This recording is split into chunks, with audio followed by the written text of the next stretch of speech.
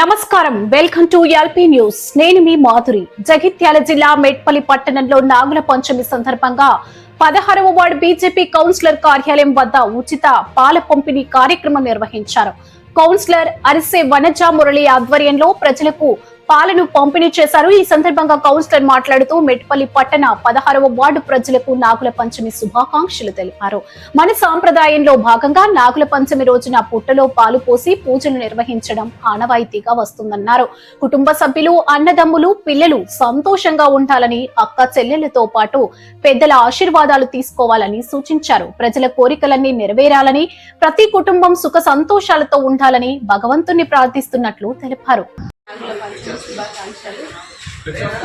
ముఖ్యంగా 16వ వార్డు సభ్యులందరికీ నాగుల పంచమి శుభాకాంక్షలు. 16వ వార్డు బీజేపీ పార్టీ ఆఫీసులో ఉచిత ఆవు పాల పంపిణీ జరుగుతుంది.